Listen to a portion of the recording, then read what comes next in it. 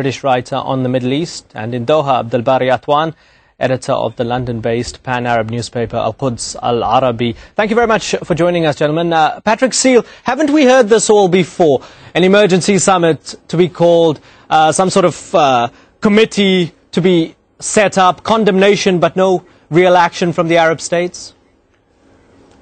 Well, there are two extraordinary aspects of this crisis. One, of course, is Israel's immunity and the fact that nobody can stop it after 3 weeks of slaughter. The other is the extraordinary feebleness of the Arabs. I mean, they are suffering, I think, a strategic catastrophe, potentially as grave as 1948 and 1967. Now, this is because of their great divisions. The fact people have called it an Arab Cold War. On the one hand, you get Saudi Arabia, Egypt, and perhaps other friends of theirs, like Morocco, possibly. On the other hand, you get Syria and Qatar. You just heard the emir there, and Oman and Libya, supported by Iran and Turkey. So here there's a great division in the Arab world. Who is going to call the shots?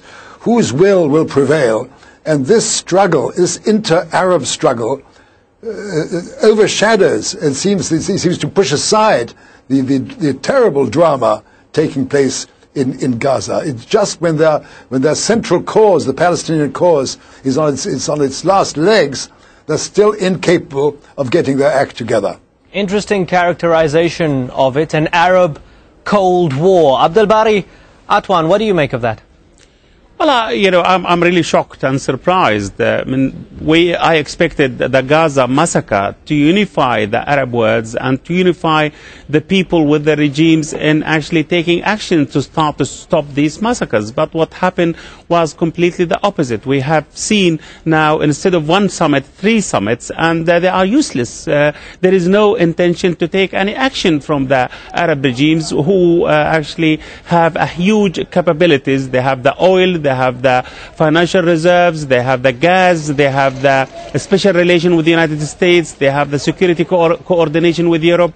And despite that, they never used any of these cards effectively to say to European, to the American, look, if you don't actually move and stop these massacres, I think we are going to use our weapons or our pressuring cards against you. But the problem is, it seems they are happy to see the Israeli finishing their jobs, and that's why they are buying time. It seems also there is some sort of coordination between the Israelis and some so-called Arab moderate governments to finish the resistance in Gaza, hoping that Hamas will be wiped off completely the map of the Palestinian struggle. So I think there is a conspiracy here, and I believe that all these summits, which just noises without any action, wouldn't achieve anything, just only to give the Israeli the time to accomplish their mission. Interesting that you mentioned that, because while there may be protests on the streets of the Arab and Muslim world,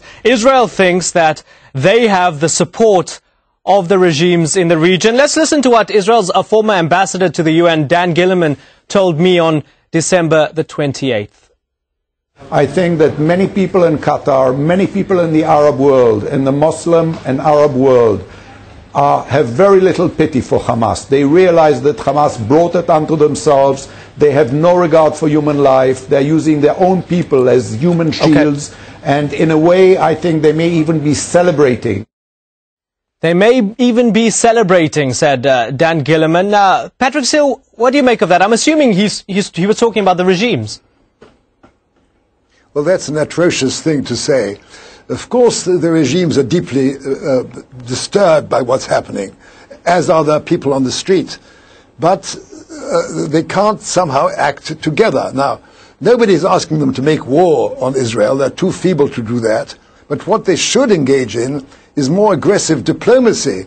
As Abdul-Bari has just said, they should use their cards. They should put some pressure on Western governments, and particularly on the United States.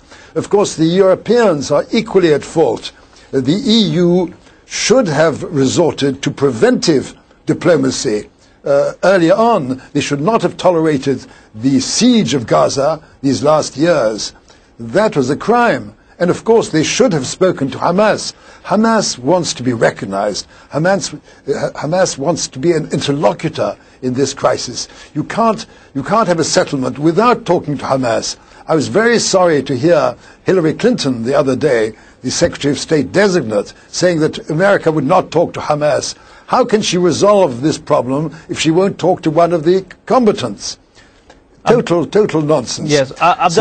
Sorry to interrupt you, Patrick Seale. I just want to move on a little bit. Abdul-Bari Atwan, we've seen some interesting satire come out of the press and some cartoons that have come out not only in the Arab media but also in the international press. There's one we have standing by here from the Brazilian cartoonist Carlos Latouf. It has